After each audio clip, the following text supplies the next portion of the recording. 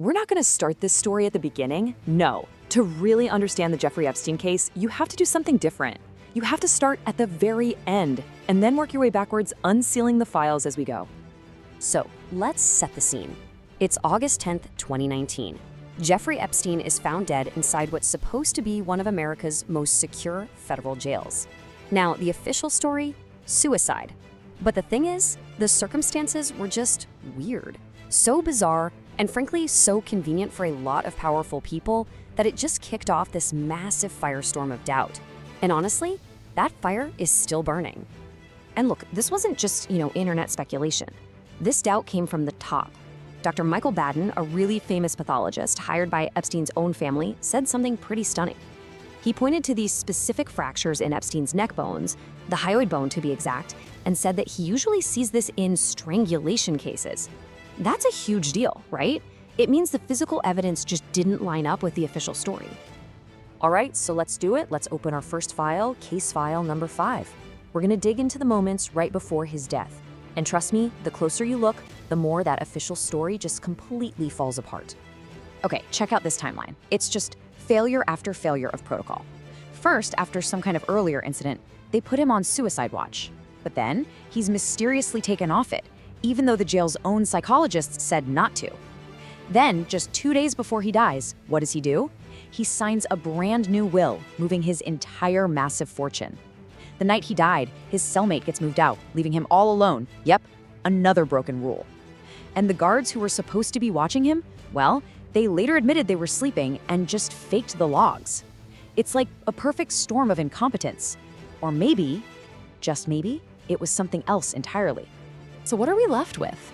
You've got this huge divide. On one side, the official ruling, suicide. But on the other side, you've got this mountain of evidence screaming the opposite. We're talking fractured bones, cameras that just so happened to malfunction, guards who were literally asleep on the job, and key evidence that just vanished. This wasn't closure. It felt more like the blueprint for a cover-up. And it left everyone asking the same question. Was he silenced to protect all the powerful people in his orbit? Okay, let's rewind. Time to open case file number 4. We're going back just 1 month before his death, to the moment it seemed like Epstein's free ride was finally over. Just picture this for a second. Epstein's private jet, the one they called the Lolita Express, it lands in New Jersey, coming in from Paris. And before he can even get off the plane, bam, FBI agents are all over it. He's arrested on federal sex trafficking charges. After years and years of rumors and that one joke of a plea deal, it looked like the justice system was actually doing something. And what they found, it was just staggering. Inside his giant Manhattan townhouse, they crack open a safe, and what's inside? Stacks of cash, loose diamonds, and a truly horrifying collection of thousands of nude photos of girls, all cataloged on CDs. Oh, and they also found a fake passport. It had his photo, but someone else's name. It basically screamed, "I'm ready to run." So you take all that, plus the fact that he owned a private island and a massive ranch out in New Mexico, yeah, the judge wasn't having it. He was ruled a flight risk and a danger. No bail. But here's the thing. That 2019 arrest, it wasn't the first time the law had him in its sights. Not even close. Let's open case file number 3. This is where we see the moment the system had its chance to stop him. And instead, it just failed. Spectacularly. This is the story of that infamous Florida sweetheart deal. So let's go back to 2005. The police in Palm Beach started to figure out what Epstein was doing. And it wasn't random. It was a system, a really disgusting pyramid scheme. He and Ghislaine Maxwell would lure underage girls to his mansion for massages, he would assault them, and then pay them to stay quiet. But here's the sickest part. They'd then offer these girls bonuses to recruit their own friends. They literally turned victims into recruiters. Now, get this. The local police identified more than 80 potential victims. But then, federal prosecutors took over the case, and what happened next is just unbelievable. They cooked up this non-prosecution agreement. It gave Epstein, and this part is key, any potential co-conspirators total immunity from all federal charges. He ended up pleading guilty to a couple of minor state charges, spent just 13 months in a private wing of a county jail, and got to leave for work release 6 days a week. It was an absolute mockery of justice. So you have to ask, right? Why on earth would a prosecutor agree to a deal like that? Well, years later, the guy in charge, Alex Acosta, offered this really chilling excuse. He said he was told Epstein belonged to intelligence and that he needed to back off. Just think about what that means. It suggests Epstein wasn't just some rich creep. He was a protected asset with cover from forces way, way up the ladder. And that's the perfect lead-in to our next file. Case file number 2, the network. Because this is where his real power came from. It wasn't just about the money, it was about who he knew. He basically collected powerful people, and in exchange, they gave him a shield of protection and legitimacy. And the scale of these connections is just mind-blowing. His famous Little Black Book, his flight logs, they list over 1,500 names. And we're talking about the global elite, politicians, royalty, billionaires, top scientists. He didn't just shake their hands at parties, he pulled them deep into his world. And now, thanks to the unsealed court files, we have names. Prince Andrew, accused of assault by Virginia Giuffre, ended up paying a multi-million-dollar settlement. Bill Clinton flew on Epstein's jet something like 26 times. Bill Gates kept meeting with him after his first conviction. And the billionaire Les Wexner, he was so in deep that he gave Epstein power of attorney over his entire fortune. This web of influence is what made him seem completely untouchable. But it wasn't just powerful people. The network was bigger than that. Major institutions were enabling him too. You have giant banks like JP Morgan and Deutsche Bank that handled hundreds of millions of his dollars, apparently ignoring huge red flags for trafficking. Probably because he was such a good customer.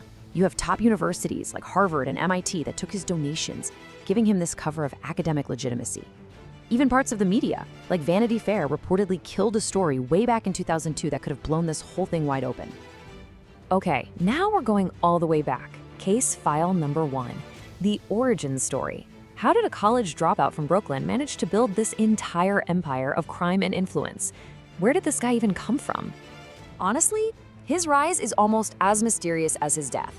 He's a college dropout, right? But he somehow gets a teaching job at the super elite Dalton School, teaching the kids of New York's most powerful families. He uses those connections to get a job at Bear Stearns, a huge investment bank, even with zero finance experience. Then he quits to start his own firm, managing money for a secret handful of billionaires. And the entire time he's building his trafficking operation. And get this, when a victim named Maria Farmer went to the FBI way back in 1996, they did nothing. Her report was just ignored. So that brings us to our last file, and really, it's the most important one.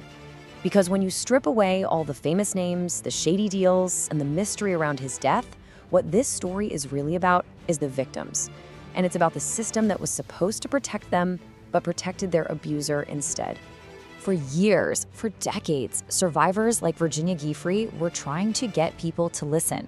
They described how they were groomed, how they were manipulated, how they were trafficked to some of the most powerful men on the planet. Their voices, they should have been the only thing that mattered, right from the start. And that quote from Maria Farmer, it's just devastating proof of how badly the system failed. I mean, she went to the FBI in 1996, the FBI. If they had just listened, if they had just investigated, think of how many years of abuse, how many girls could have been spared. But they didn't. What this shows us is a total systemic collapse. It wasn't just one mistake. It was a chain reaction of failures. You had law enforcement dismissing victims, prosecutors cutting secret deals, courts signing off on them, and elite institutions cashing his checks. At every single opportunity, the system chose to protect the powerful instead of the vulnerable. So, where are we now? Well, there's been some accountability. Ghislaine Maxwell is in prison. A fund has paid out over $120 million to victims, which is something. But what about everyone else? Of all the hundreds, maybe even thousands of powerful men whose names are in his black book, who flew on his jet, who visited his island, not a single one has been criminally prosecuted. And that's the question we're left with, isn't it? The files are unsealed. We have the names, we know the ugly details. It's all out there now. But what good is any of that if at the end of the day, influence can still buy you immunity, if money can still protect the guilty? The documents might be public, but true justice? Well, that's another question entirely.